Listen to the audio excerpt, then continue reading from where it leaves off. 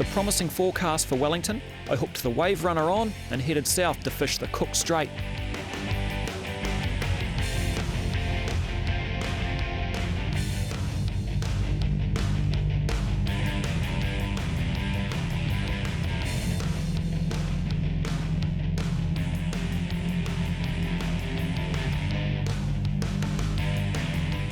The plan was to meet up with local charter boat Daniel of Pete Lamb Fishing Charters and head south out of Seaview Marina.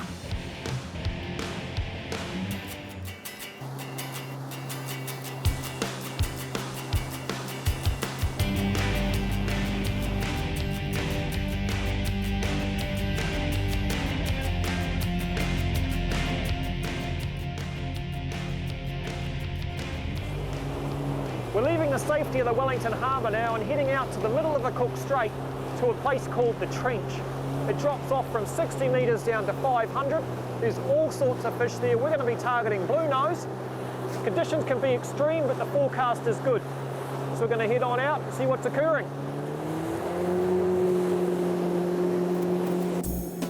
When heading offshore in any vessel, you need to make smart choices. Always tell someone where you're going and when you'll be back. Obviously, the weather is a major consideration. If you can, travel with other vessels or at least maintain radio contact. Make sure your vessel is well maintained and you are carrying enough fuel, because help is often a long way off. Make sure you carry all vital safety equipment and 2 forms of communication.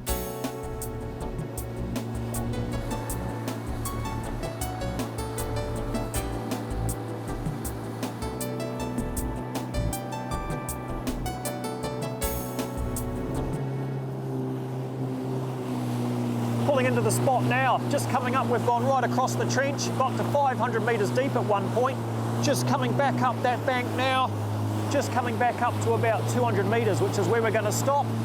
Everybody's ready, everybody's full of anticipation, I know I am. Conditions are beautiful out here at the moment, that rain's staying in Wellington, so I'm getting ready, I'm getting excited. I'm going to chuck some bait on and drop it on down.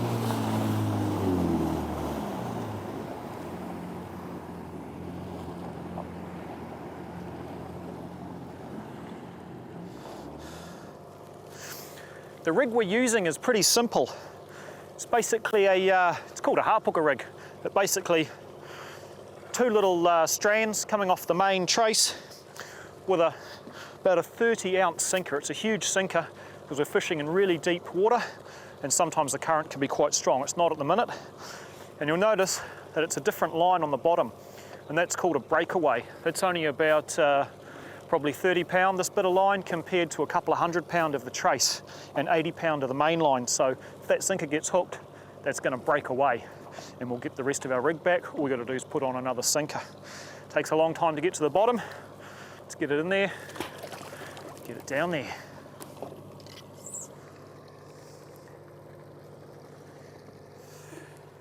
It's a long way to the bottom. 250 metres where we're starting off. We're coming up a bank, so it'll come up to about 180 by the time we've done our drift. And on the run along, I could see quite a lot of sign on the lower end, so hopefully we'll be in. Because we're fishing with circle hooks, when you get that inquiry, you don't have to strike, you don't have to let it run. All you really do is just keep that weight on, wind that pressure, and keep that bend in the rod, and that'll set the hook right in the corner of their mouth. Pretty good hooks because they're not going to get off, and at this depth, after the first probably 30 or 40 metres, even the big fish will stop to fight too much. They'll really just start to go into the float to the top mode and they're just a big heavy weight. Oh, I got a bite then. Here we go. Fish on, here we go. That's what we've been waiting for. I've got a Bluenose on, I hope. It's the target species. Oh, hang on.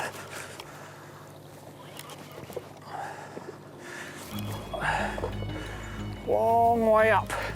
Good thing about these circle hooks though is once they're hooked, they're hooked. So much weight, so much drag, that those hooks just get pulled into the corner of the fish's mouth, and that's where they stay. Often as you get close to the surface, the fish's swim bladder will expand so much that the fish just pops pops up on the surface, and you can just wind it in and pick it up.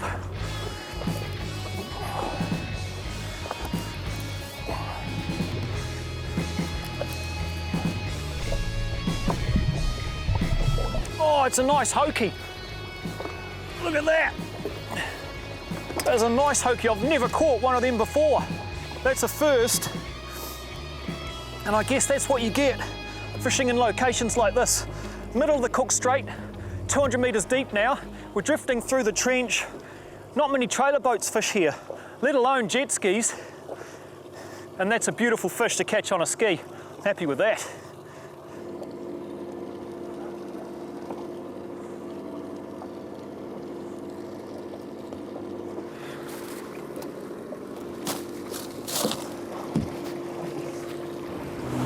We've left that spot now. We're going to head about 4 miles to the east, to the other side of the trench, to see what else the Cook Strait has to offer.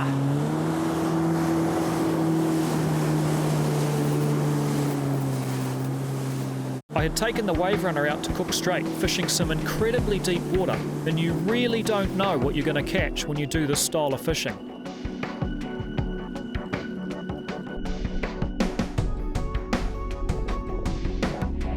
Oh, getting some hits.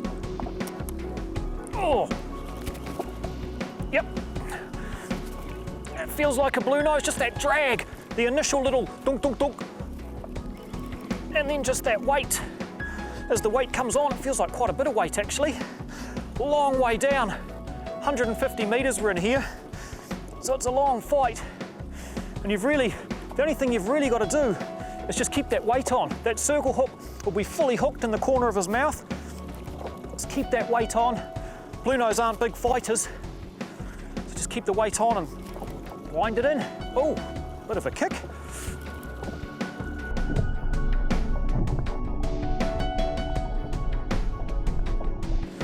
Beautiful eating Bluenose. It's why people target them. Not really a great sport fish, but you know, pretty cool to catch every now and then, especially from a ski out here in the middle of the Cook Strait. Oh, it's a double header. Oh. Look at that. Oh. Two nice Bluenose caught from the ski on the Cook Strait. It just shows what can be done. You get out there, get amongst it, get into some action like that. With the Bluenose box ticked, I headed a little bit further down the trench to almost 300 metres deep to see what else was lurking, but that meant I was down to the last few metres of braid left on the saltist. Fish on, yep. Oh, here we go. Right at the end of my line, at 300 metres out, or about 290. Just got a hit. Oh, there's a bit of weight there, but it's a long way up. Oh.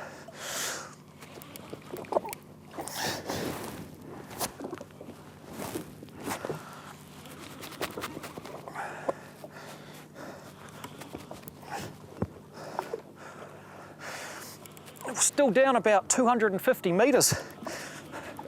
Just amazing. Fish in these depths. I mean, look at these conditions. You don't get a better day in the Cook Strait than this. Oh, he's got a bit of toe. In these depths, using braid is really important. You just get no stretch in the braid at all, and you can feel every little bite. Even at 300 metres, I could feel the dit-dit on that line as this fish, whatever it is, grabbed the bait. And that's really important to be able to set your hook. If you're using mono, you can get stretch with this much depth, and you can't feel those bites so well. So if you're going deep, use braid. Back to about 100 metres down now.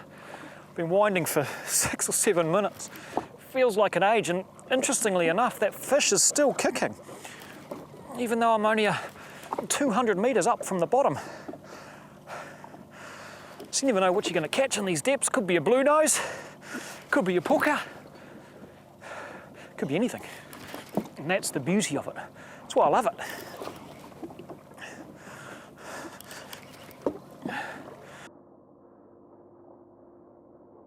So with only half a dozen drops in the deep water, I'd managed to catch a hoki, 2 bluenose and a hapuka. The boys on the Daniel thought it was a bass at first, but you can tell the difference because a hapuka has an underslung jaw. Satisfied with my catch for the day and the brilliant adventure, I decided to head for home. As I made my way back towards the marina, the sea erupted around me with my favourite ocean mammal. It is impossible to explain the feeling you get running with these guys on the ski, and it never gets old.